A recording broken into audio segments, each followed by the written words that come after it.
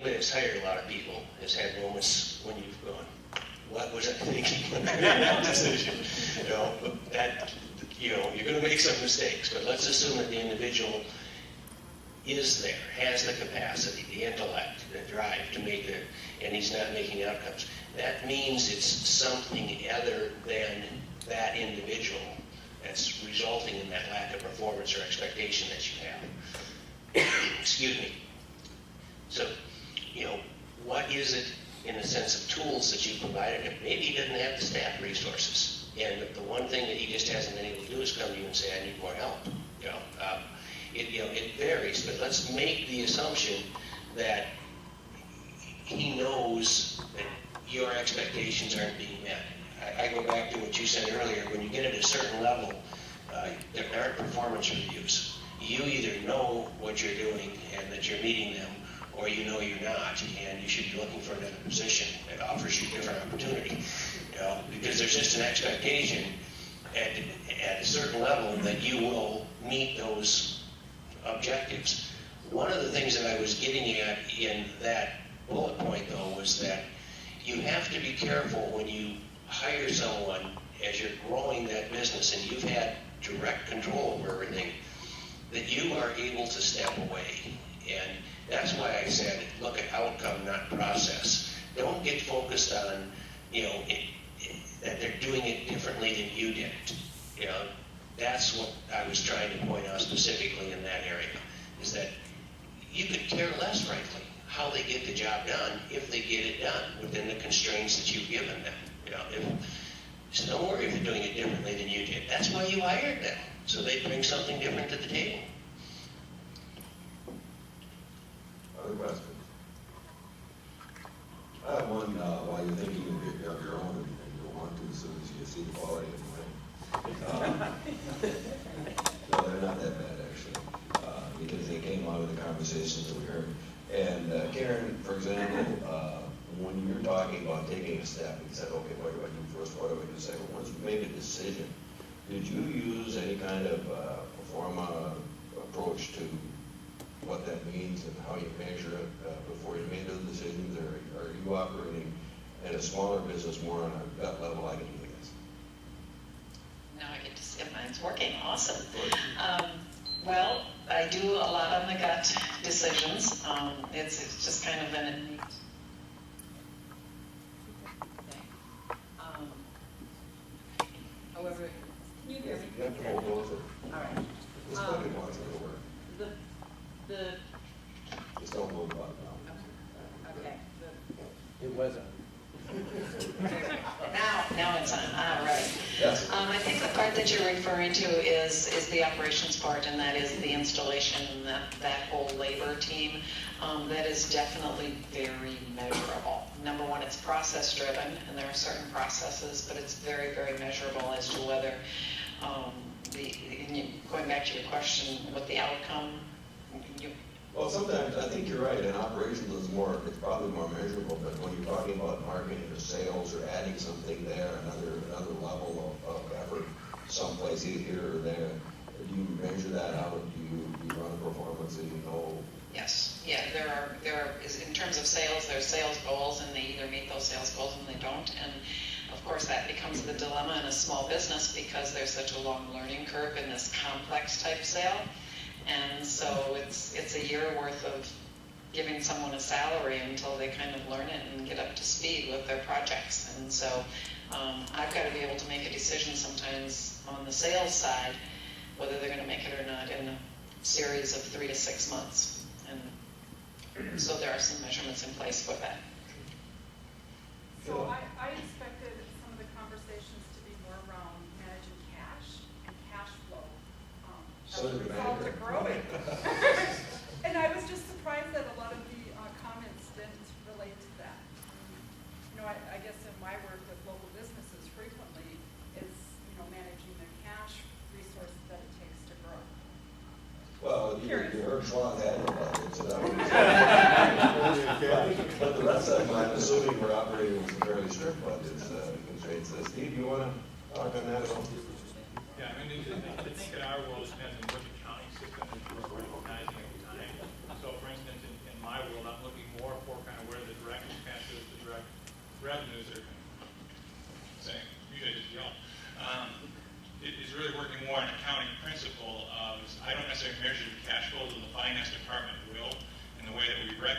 it is, for instance, in my structure, is I have certain revenue targets I have to hit, and there are certain revenue recognition rules I have to look at, depending on the type of product we sell, whether it's immediate full recognition, or something I have to spread over 12 months based on the service that's delivered. Expense is the same way. Is it a direct expense? Do you capitalize it and so forth? So every business plan, and then it gets right down as you know, defined as the EBITDA number. Did you make the money you said you're going to make? And that's really the measurement from individual products up to the entire business that I oversee. And Andy, you want to add to that? Well, we were so fortunate, and I think there's still someone in that situation where we had budgets set at the beginning of the year. There were goals, financial goals for each large group. And it seemed like, except for just 1 or 2 years, they were all met or exceeded. So we always ended up with cash left over, and we had bonuses set. What a problem. It was an amazing situation. And we had our financial goals could result in bonuses. And when you saw that one slide that I showed you where all of a sudden revenue and operating profit just took off, well, the first year of that, our goal set for each of the major teams was much lower than that turned out to be. So the bonuses that year that went out were just over the top. And the next year, they got tightened down and a little more challenging. But we were fortunate enough to always be able to meet or exceed, except for this 1 or 2 years, meet or exceed our financial goals. But they were set. I didn't get into it too much because it wasn't an issue for us. It really wasn't an issue for us either, but, okay, you have metrics, you have expectations, and the one thing that I want to bring to the point that you made is what I said earlier in my presentation. If you're in a small business, and I think that's where you're headed, Sheila, okay, and you don't understand the cash management flow in that business, you don't understand how to deal with a capital investment in that business, that's what I was talking about before. You just know how to make it, you know how to sell it, or you know this part of it, but you don't understand the fact. You hire somebody that does. Now, don't pretend that you're moving forward with your business when in fact you may not be, because you don't understand the finances involved. So you find somebody that does and can help you make the proper decisions for growing that business. You can't be an expert at everything. There are experts out there you can go find to help you in the areas you need. Now, about your new product line, when you put it out, that was highly budgeted, I assume. We had that. Can you hear me? Yeah, it was highly budgeted. And with that particular product, we were able to come up with a quote of what we needed for tooling. And we could get that satisfied. So we got paid as we wanted, so it really wasn't an issue. But the basic fact is that our products typically didn't allow anything more than a 5% margin, if that. These OEMs have screwed things down to the point where those of you who are close to what I'm talking about understand what I'm saying. There is little margin left, so you have to worry about the money. It's a basic fact that if you're going to take a product like ours, you're going to put money in the inventory. Because after all, you have to buy glass and headliners and rubber and whatever else for cabs.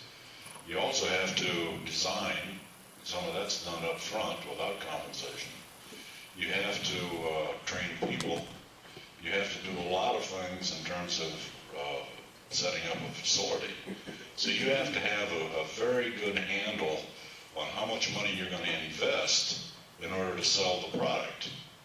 And I'm sure all of you have that kind of situation. You have to have enough confidence, as Karen has, to know that you're going to get that money back. We operated with no long-term debt.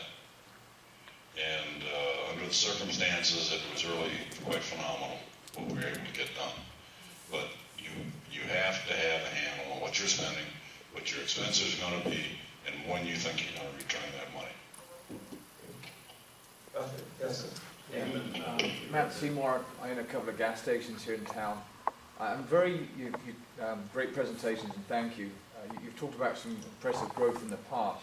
I'll be very interested to get the panel's thoughts on what you think in the future for economic growth, the prospects for expanding our companies, both locally and nationally. You know, what's your feeling about the current economic delights that we're seeing? Okay.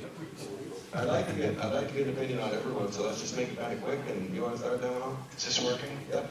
That's a macroeconomic question. Can our elected officials put a budget together? I think we've hired them to do that. I hope they can. But to be very succinct, I think 2013 could be a year of growth, albeit it might be slowish, but growth, if they can get their budget act together. And I'm hopeful they can, because guess who gets hurt if they don't? They'll get hurt as much as anybody. And I do believe there's quite a few constituents rattling their cages pretty hard. And I don't know if anybody saw the Minneapolis Star-Tribune this morning, Warren Buffett's article. The rich can take more taxes. And he's trying to make that very strong case to them.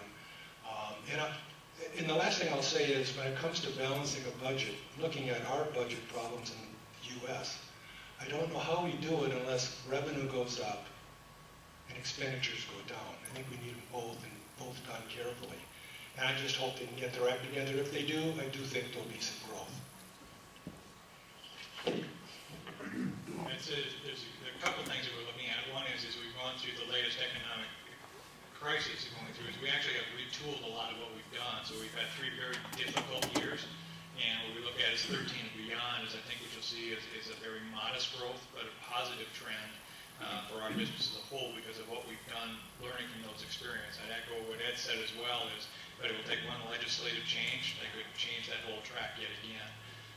The other thing we look from the census is one of the things that we're in an active acquisition stage. In fact, we just announced a deal last week where we actually bought more market share of the 401k record-keeping business. We bought a firm out in New Jersey. So I think we'll do a combination not only of our key organic growth, but we're also looking right now because there are some good deals on the acquisition market as well. So again, just looking at what companies we could invest in that matches our long-term plan. Howard. As a past politician and someone that spent many years out in Washington, I don't know if I want to answer that question or not. I'm not real confident that we will come forth with the appropriate decision, but as recent as the last crisis we had with the debt level, they will come up with some type of a solution that will move it forward, but not adequately, in my opinion, address the more long-term situation. That said, okay, there's some things that they could do that could release a significant amount of capital in this country very quickly. I hope that they will move in that direction, but the growth that I expect to see in 13 is, I believe, going to be more in spite of than as a result of the actions that will occur in Washington. When you look at 2014, 15, 16, then you may see some other things occur if the world economy also starts to pick up. So, I could get into very specific little details on things that I'd like to see done that I think, that they should be able to agree upon, but that's another long conference to go through. But I'm not an optimist. If I were in business today, I'd look at it rather bleakly. I think that there are a lot of unanswered questions about what healthcare costs are going to be and what governmental regulations are going to be. So from a manufacturing standpoint, I don't envy you who are trying to make a go of it today. I'm not sure that people are in place trying to help us. I think it's quite the opposite. Karen, how do you see your businesses next year? Well, Well, this year was just our largest growth ever, and so to top that and make it bigger next year will be a little bit tough, and I do see it weakening a little bit from what it was this year. We align a lot with healthcare, which was a good thing, and it was a good thing this year, and I'm going to hope it's going to be a good thing next year. The thing that will impact my small business the most, I think, is what happens to healthcare and what, at what point they consider us a small company and exempt from a lot of the rules. And so if we're not exempt from some of those rules, that will impact us hugely. Okay. Let's create another corporation with less than 50 people. We have one more question.